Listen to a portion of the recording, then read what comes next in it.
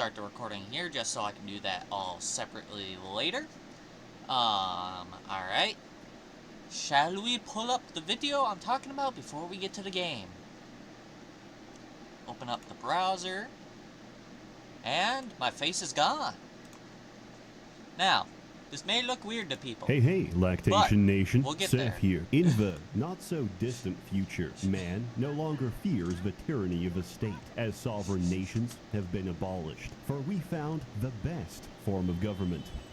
Anarcho-capitalism. Whenever anarcho-capitalism is mentioned to me in conversation, it's usually followed by repealing the age of consent. But in this case, it simply means everything and everyone in this entire solar system is corporate property. Quasimorph is an early access roguelike where you take the role of Magnum PMC, a private military contractor with flexible morality that does work for the highest bidder. The twist is, the world is over, Judgment Day is here, and we're all going to die, and we've chosen to profit from the chaos. But first, a word from our sponsor, because I gotta get that bread.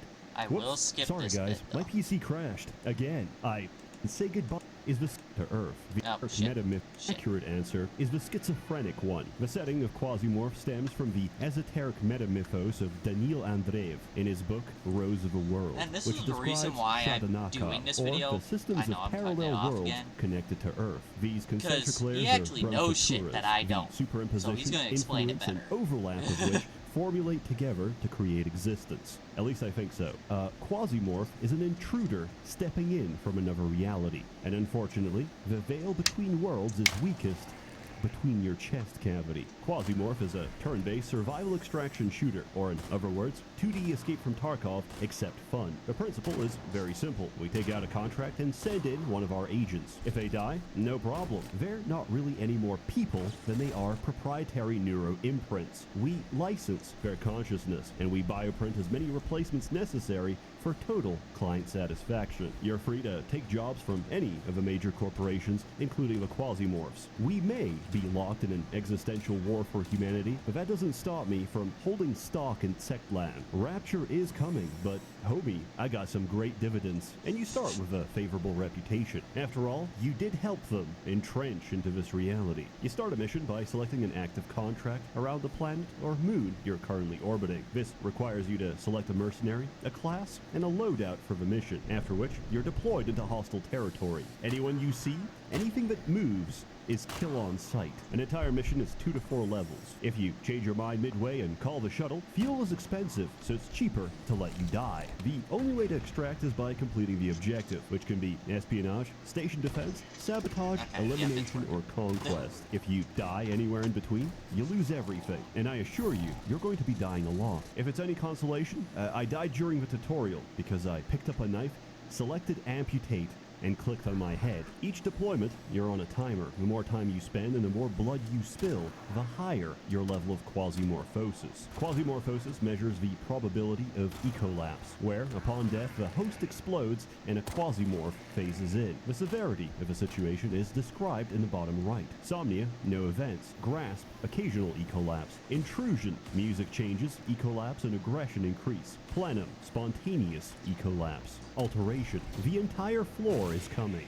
Qmorphose, music changes to its highest intensity, every host in the map explodes. And finally, Rapture. If you want to live, you'll keep this number as low as possible. Naturally, there's only a few ways to do this: drinking vodka, smoking Newports, and injecting morphine. Each time you move, you consume calories. At higher weights, this is 9 calories per step. This is what Americans really believe. And to avoid starvation, we need a steady supply of slop. But when the food runs out, I want you to consider alternative sources. When I consume my enemies, is it really cannibalism? For that implies I considered them human to begin with. Unfortunately, human flesh will raise your quasimorphosis. You delay one death and accelerate another. However, if you find a crafting bench and an empty tin, you can turn that long pig into gourmet dinner, which will no longer cause quasimorphosis. The implication being that it's not about devouring your fellow man, it's about table manners. Disclaimer, they patched the canned meat. It's so over. On the other hand, they improved the crafting bench so much you have no idea.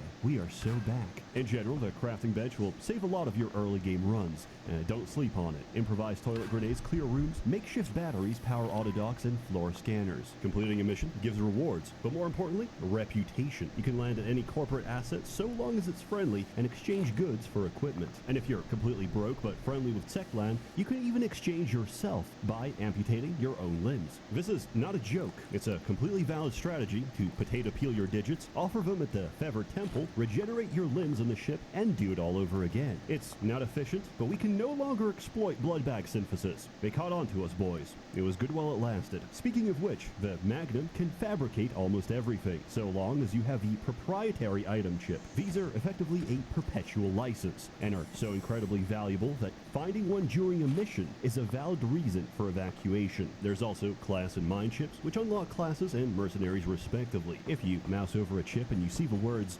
data miner, you've officially hit the jackpot. You can do whatever you want, but remember, your actions have consequences. Supporting a corporation will accelerate their growth in technology. If you want top shelf gear, great. But if you turn against them in the future, you're not going to be facing wage slaves and general managers. You'll be facing rival PMCs and their own special forces. So I encourage you, pick a side, any side, and stick to it. There's a lot of minor corporations, but for the sake of time, here's the big players. SBN, social media monopoly. They own Twitter, the best energy rifles, and the lightest armor. RealWare, industrial mega manufacturer. Carnage Pattern is objectively the coolest armor, and they produce the highest RPM ballistics. Ancom, entertainment and research conglomerate. They make the most versatile armor, the best snipers, and the experimental HFC, this game's equivalent of Doom's BFG. Testlan, quasimorphs from Venus that'll make you rage quit at least several times. Everything is Aztec, from the design to the desire for human organs. And finally, the Civil Resistance. These are terrorists that hope to bring about something even worse than Judgment Day. A return to national sovereignty. They intentionally hive mind themselves into a cluster of consciousness known as a call node. In effect, they have achieved working communism. Anyway, you understand the politics of our PMC, let's return to the actual mechanics. It's very tempting to finish the tutorial and go straight to the moon. Somehow, I avoided this. Yeah, I'm just gonna cut him off a little bit there before we go. Also, watch this guy if you want reviews of just out-of-place games that not a lot of people pay attention to. Watch Seth. I'm actually gonna pop out of full screen for a sec. Seth. And I'm not gonna say that last one because my brain is stupid. But basically, yeah, you're in a fucked up world, and the world out to kill you, and you're trying to make profit off of it. That is the basis of this roguelike.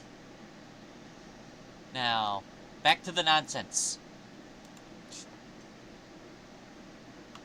This so I didn't get filtered by a wheelchair. Quasimorphosis is unique to each planet because they're subject to the influence of a different brown Fatura. Venus, Ganix, Mercury, Shartamacum, and the Earth's moon, Dugur. Mars and its moons have absentia, which means there is no quasimorphosis. So, if you're starting off, I recommend Mars. If you're learning, try Mercury and Venus. And if you know what you're doing, go to the moon. That doesn't mean any single location is safe, and death is around every corner. Most common cause of death?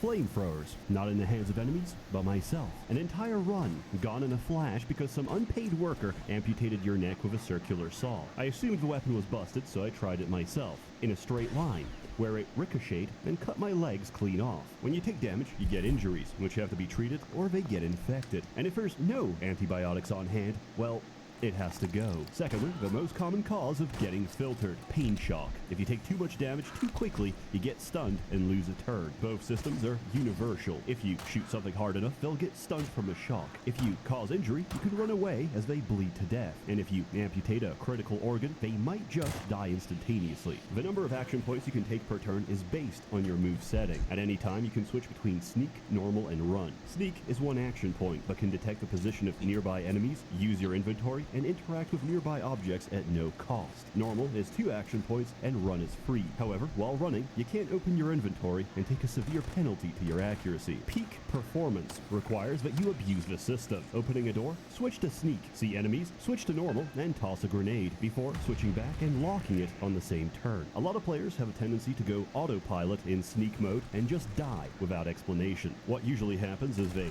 turn a sharp corner, get their shit blasted in, but because they have a single action point, they go into pain shock, which rolls over to the next turn, where they get shot again and repeat the process until they die. The whole point of running is to face check. Understand your tools, and you'll find this to be a very satisfying tactical experience. I used to have complaints about this game, but after so many hours, I can tell you, if you die, it's a skill issue. I have a brain parasite, and it forces me to play this game at 2 times speed of cheat engine. That's a personal choice. I also use a macro to amputate every corpse. After 100 hours playtime, that's a necessity. Classes work like a perk system, and each mercenary has an intrinsic perk. This unique ability combines with your class of choice to create vastly different playstyles. For example, Percy comes with +5 to all resistance. Outfitted with full carnage pattern, he's the only person in the game that can set himself on fire and not take damage. And after putting him in Phoenix Brigade, I can shoot a single round of incendiary ammunition and burn down half the map. In general, you should pick a mercenary that suits your playstyle. Do you want to feast on human flesh? Play Isabella, because she's immune to infection. Even better, put her as Eclipse Blaze and turn your cannibalism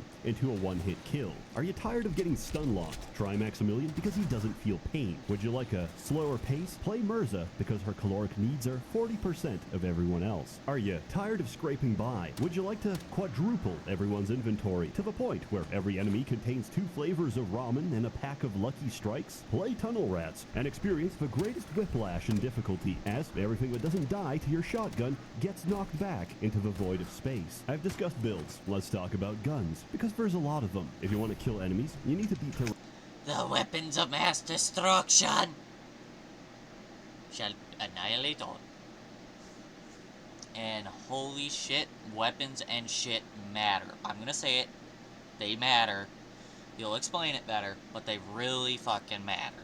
resistance, and the type of damage you do is based on the ammunition. Flamethrowers and energy rifles cook organics, but have no effect on cyborgs. In contrast, the buckshot of a shotgun will cut them to pieces. Most armor stops the blunt impact of a 9mm, but a 7.97 from an assault rifle will pierce right through. Quasimorphic weapons deal cold. Even if you're fully equipped, the full burst of a serpent's mouth will send you straight back to the menu. And poison was previously neglected, now it's a complete menace. Also, there's turrets. They're incredibly useful for defense missions, and because an enemy ran right up to your face, shooting you in the crossfire. And finally, you might be asking yourself, what's that little icon on the bottom right? Don't worry about it. Anyways, I forgot how to structure this video, so in conclusion, I give this game a self-inflicted out of 10. It's amazing. I know it's early access, but there's a lot of content already, and you can easily sink 80 hours on just the main gameplay loop. There's an impressive roadmap and features to come that I cannot disclose at this time because I promised I wouldn't tell. As always, more content to come next year, because I gotta see my family. Now, once again, watch Seth. He does good reviews on this stuff, like explaining it in a really ridiculous way, but he does good reviews. So, I'll stop the recording here.